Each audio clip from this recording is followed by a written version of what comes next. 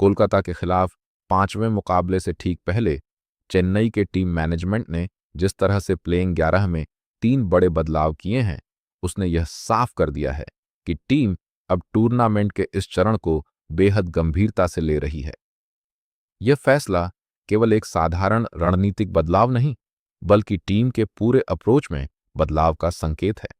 लगातार मैचों के अनुभव और परिस्थितियों के विश्लेषण के बाद या सालों के बीच निर्णय लिया गया है कि अब टीम को एक नए कॉम्बिनेशन के साथ मैदान में उतरना चाहिए, ताकि प्रदर्शन को और अधिक स्थिर और प्रभावी बनाया जा सके।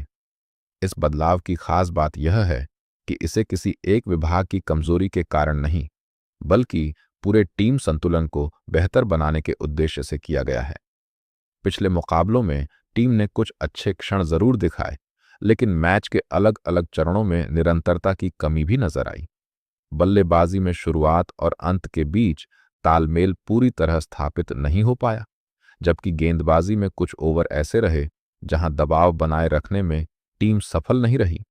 इन सभी पहलुओं को ध्यान में रखते हुए टीम मैनेजमेंट ने यह तय किया कि 3 बदलावों के जरिए टीम को एक नई दिशा दी जाए। इस नई प्लेइंग 11 की सबसे बड़ी विशेषता इसका संतुलन है।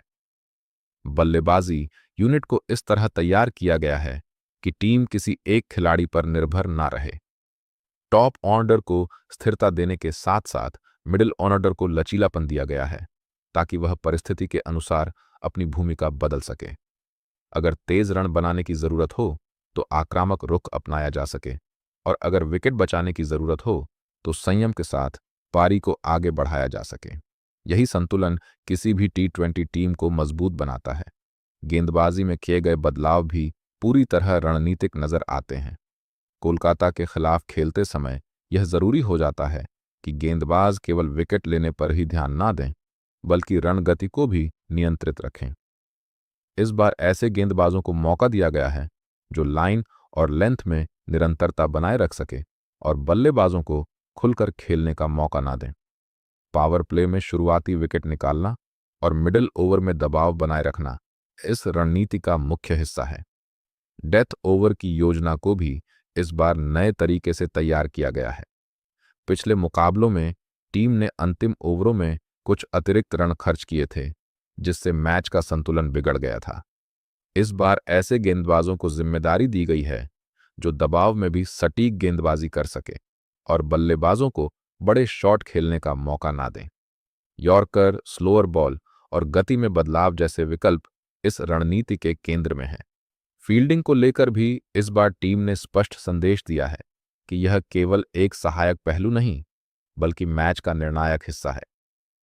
आधुनिक क्रिकेट में फील्डिंग के जरिए 10 से 15 रन का अंतर पैदा किया जा सकता है, और चेन्नई सुपर किंग्स ने इस पहलू को गंभीरता से लिया है। प्लेइंग 11 में ऐसे खिलाड़ियों को शामिल किया गया है जो मैदान पर तेजी, सटीकता और ऊर्जा के साथ प्रदर्शन कर सकें। इन 3 बदलावों का एक और महत्वपूर्ण पहलू यह है कि टीम अपने स्क्वाड की गहराई का पूरा उपयोग करना चाहती है।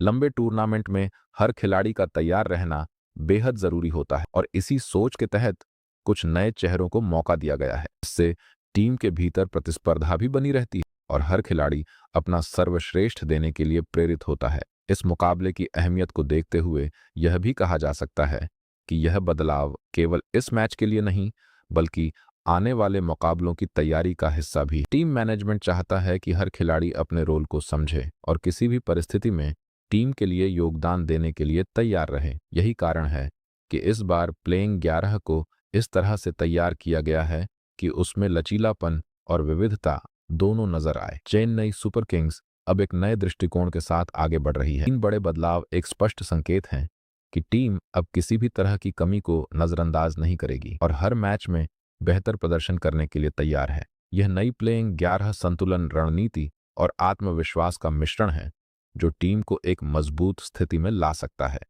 अब देखने वाली बात यह होगी कि यह बदलाव मैदान पर किस तरह असर डालते हैं।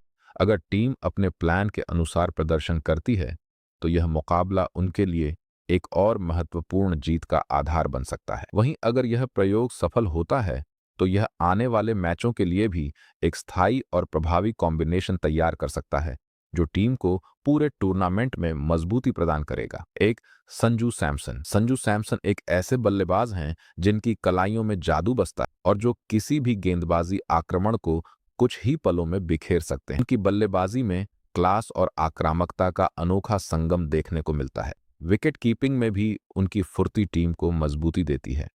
जब संजू क्रीज पर होते हैं तो हर गेंद पर कुछ खास होने की उम्मीद रहती है। बड़े मैचों में जिम्मेदारी उठाने का उनका अंदाज उन्हें खास बनाता है। उनकी टाइमिंग और शॉट सिलेक्शन दर्शकों को रोमांच से भर देता है। 2 ऋतुराज गायकवाड़। ऋतुराज गायकवाड़ एक शांत स्वभाव के कप्तान और बेहद तकनीकी रूप से मजबूत बल्लेबाज हैं। उनकी बल्लेबाजी में धैर्य, संतुलन और क्लास साफ झलकती है। पारी को संभालने और बड़े स्कोर में बदलने की कला उन्हें खास बनाती है। कप्तान के रूप में वह रणनीति और संयम से टीम को आगे बढ़ाते हैं। उनका कवर ड्राइव क्रिकेट प्रेमियों के लिए किसी कला से कम नहीं है। मुश्किल परिस्थितियों में भी उनका आत्मविश्वास टीम को मजबूती देता है और वह हर चुनौती को अवसर में बदलने की क्षमता रखते हैं। 3 आयुष महात्रे। आयुष महात्रे युवा जोश और नई ऊर्जा के प्रतीक हैं, जो अपने खेल से हर किसी का ध्यान आकर्षित कर रहे हैं। उनकी